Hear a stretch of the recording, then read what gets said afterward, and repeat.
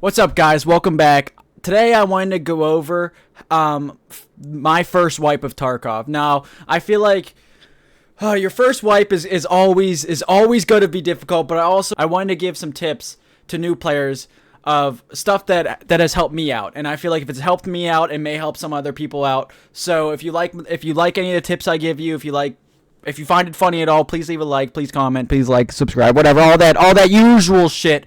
But yeah. So this is my first wipe, so the tips I may be giving you will be different than, people that have been playing this game for years, but it should be relatable. I mean, if it's helping me out as a new player, hopefully it should help you out as a new player. If you're not a new player, hopefully you enjoy the content, and if you're an experienced player and you have any tips, please leave them down in the comment. Just in general, skill issue is not a tip, guys. I don't know why Tarkov players can't get that through their thick fucking skulls. Yeah, skill issue it's not a tip, guys. It's not a tip. The life's a skill issue. All right, so here's my overall stats so far for my first raid. I have 260 hours about online, almost 260 hours. I hit level 31. I've done 283 raids. I survived 99. I got a 34% survival rate, which isn't, it's not great, but it's not bad. You know what I mean? It's my first wipe. I feel like for my first wipe, I've definitely had some improvements. PMC kills so far is 94. We're trying to get that bitch up to 100. But yeah, here are my just in general stats. I mean, I'm not a bot, but I'm not no Chad yet. We getting there.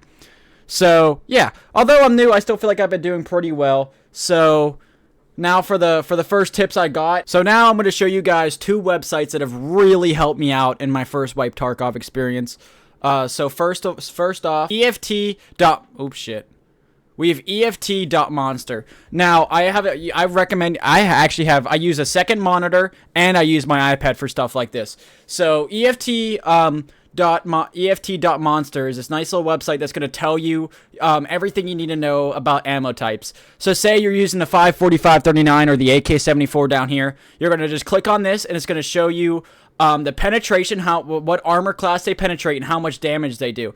Now, if you look at this bar does change with damage and stuff. So say I'm using this, all right, then I want to use a high caliber. You see, the numbers aren't going to be the same, so really pay attention, and the armor class is going to be different. Now, when you first load up the site, it's going to have all of the ammo types selected, and this is going to be so confusing, and you're not going to understand what any of this means, so just go down here and click remove all, and then whatever gun you're using, just click on it, and it will show you the calibers. Now, and you can also highlight it and it'll tell you this stuff. Some of these ammos, since this game updates and this website isn't constantly updating, you will find ammo types that aren't on this website. And what I recommend doing is just Googling it, and it will bring you to Escape from Tarkov wiki, and it will just explain it to you. Now, it's not going to be as nice as this chart, but it'll tell you the penetration, it will tell you the damage, which, it's good enough. It's good enough. Now, to segment into our next website, we have Mapgenie.io. Now, this map is beautiful. It's beautiful. It's perfect. This is how I've learned almost every single map so far that you can get for free. Now, you can buy it. There's like a pro version, and you get reserved streets and lighthouse. But, I'm not buying this. You can buy it. If you're more than welcome to buy it, do what you got to do. But basically is you click a map that you're playing, and it's a 100% interactive map. Now, one thing that me and my buddy have learned, though, is that some of these maps aren't north, south, east, west. You know what I mean? Like, just because this says north, the actual map, this may not be north. But honestly, who really cares that much about it? If you're using a compass, it might affect you a little bit, because north, I actually do think the woods map is north, south, east, west, but I can't tell you for sure. I don't usually use a compass, but just heads up, if you are using a compass, which I heard a lot of new players do, some of this map isn't north, south, east, west, so just be careful of that. But you have all the loot that could possibly spawn. You have the bosses, the scavs, the cultists, the scav snipers, and even Easter eggs and stuff. Now, obviously, in my personal opinion, the best thing this map can offer you is extracts. All right, because a new player, all right, you're gonna have no idea where extracts are, and they are color coordinated. So like the blue ones, I think, are PMC ones. These gold ones are gonna be scavs, and these green ones I think could be either. Oh, actually, well, this one's a paid extract, but that's not the point of this. I think the green one can be any, but it doesn't really matter. Look at your map; it'll tell you where your extract are. Figure out where you're at and go to the extraction. But also, again, back to the loot. It'll tell you where almost every single thing is on the map. It's actually beautiful. It's beautiful. Now, some maps, there's a lot of loot all, like, combobulated in one area. Like, if we look right here, you got to really zoom in to see stuff. So, if you're looking for something specific, you can go through and just, like, say you just are looking for grenades for some fucking reason. You can just turn on the grenade things and it'll show you where possible grenade spawns are. Now, this thing doesn't show you it does show you guaranteed loot spawns, but obviously some of the stuff it's going to show you are like locations where loot could be. Now, one thing you have to understand in Escape from Tarkov when you're coming in as a new player is you're gonna die, and you're going to die over and over and over and over and over and over and over and over, ... to be continued forever. You're gonna fucking die. That's how the game is. You're gonna die, and you gotta accept the fact that you're gonna die. But one thing you can do each time you die is try to analyze of how you died. Now, it can be kind of hard whenever there is no replay system, there is no death cam, so sometimes you're just dying, and you don't know why. It is easier that I do stream my games at my Twitch in the bio, but LOL.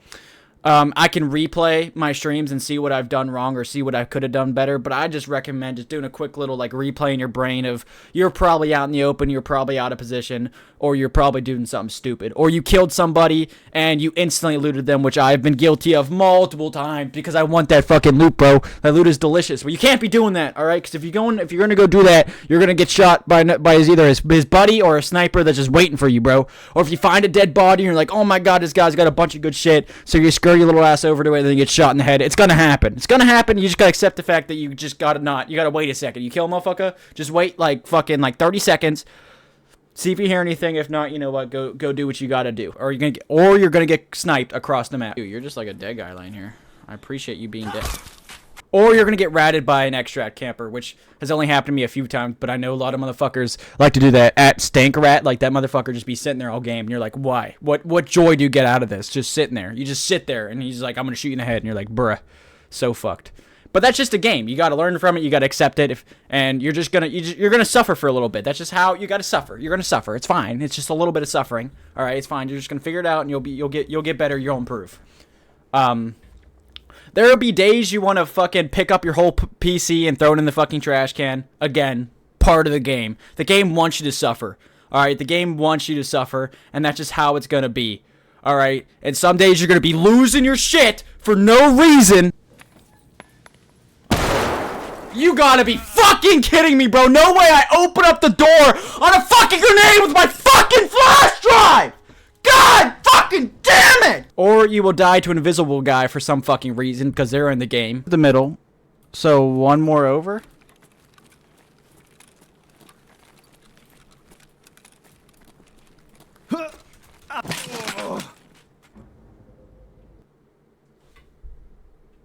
What? But every once in a while you will pop off and feel like a god. Someone else coming. I'm reloading.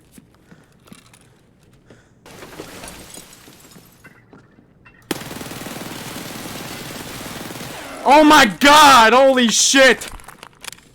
I need an armor bandage. Oh my god, bro! This gun's fucking wild, man! Oh my god! Taking shots.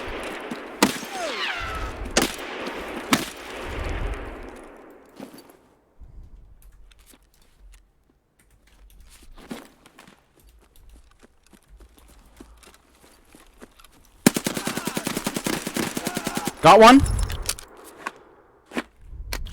Yo.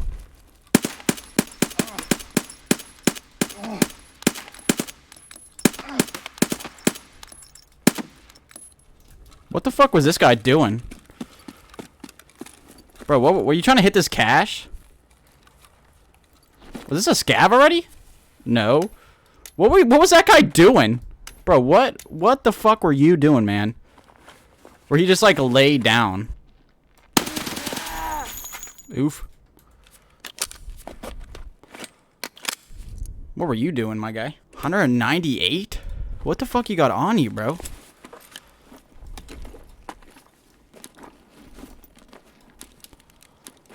Damn. I think this had to have been a player scav. I mean, he was looting around.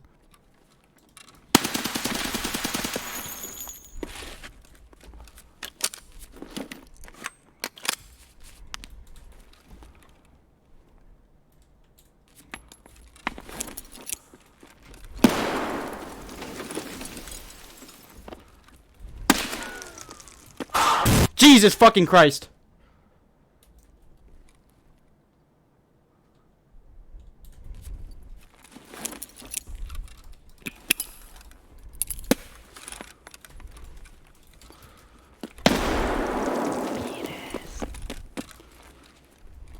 How you doing? I killed him with a fucking grenade, bro! I killed him with a fucking grenade! Wait, no! Did I? I killed him with a fucking grenade! Let's go! 3 PMC's dead! I'm a god! What you got? You got an MDMR! Holy shit! Holy shit! I'm your dad, bro! I'm your fucking dad! If you only bought the base game, like with no extensions, like you didn't get Edge of Darkness or the beta pack or whatever, I 100% recommend junk boxes. I mean, it's pretty late in the wipe, so I feel like you probably would have already got your junk boxes, but if you haven't, if you don't have the Edge of Darkness, which I do now, but I didn't when I first started this wipe, junk boxes feel like a storage upgrade, because those actual storage upgrades are going to cost you a band, and it's going to cost you a lot of shit. All right, but a junk box is a pretty cheaper way for you to make it feel like you're upgrading your stash without actually upgrading your stash. Now to some of my experiences during my first wipe. I've had my ups. Ah! What the fuck were you doing? Were you a dude? He's got an invasion armband. What were you? What were you doing? What was this? What was this guy doing? I've had my downs. We're being shot at. But I still have had an enjoyable time overall. I mean, although it is tricky to learn the game at first, once you start figuring out what you got to do, it's pretty nice. I still enjoy it.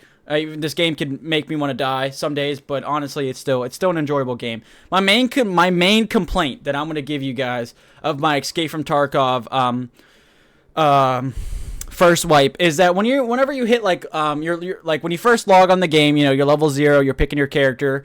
Every single operator, you know, has like 4 quests. You know, it's nice and easy. You're leveling up fast. You're getting these quests done. You feel like you're truly making progress.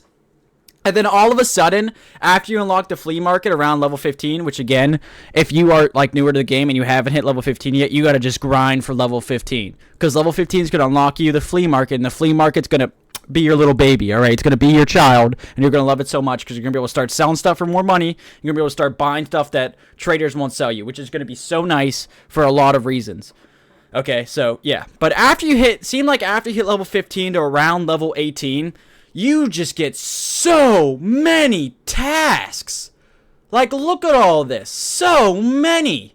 Each fucking trader has like 8 tasks right now, and it becomes to the point where it takes you forever to get any XP, and it takes you so long to complete any of these tasks that like some days I'll be sitting on a 4-hour stream and I feel like I've made no progress at all.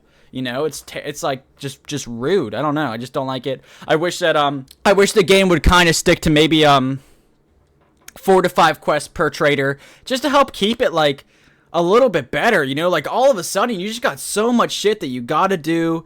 It just gets like, I don't know, gets a little overwhelming, you know? It gets a little much, and you're just looking at it, and you're like, dude, I'm, like, not accomplishing anything, because I'm only able to do, like, one of these tasks at a time, and then you do one of the tasks, and then that task gives you 2 more tasks, and you're like, wow, I'm literally just making no progress right now. And one thing I also don't like is the game forcing me to play Streets of Tarkov. Now, Streets of Tarkov was a map that was just released this wipe. Alright, cool and dandy, you're updating your game, you're giving us new maps, awesome. But the map is laggy, you know, the map is terribly laggy, and I know they said they fixed it, they kept saying they were fixing it with these patches, but I'm still going in there, and my frames are crashing, dude, they're crashing hard. Now, I heard turning off binaural audio will help with that, but it's bad, dude, it's bad, and now I got, like, all these quests for Streets of Tarkov that I don't even want to do, because why am I going to drop my PMC in with good gear to lag out and die?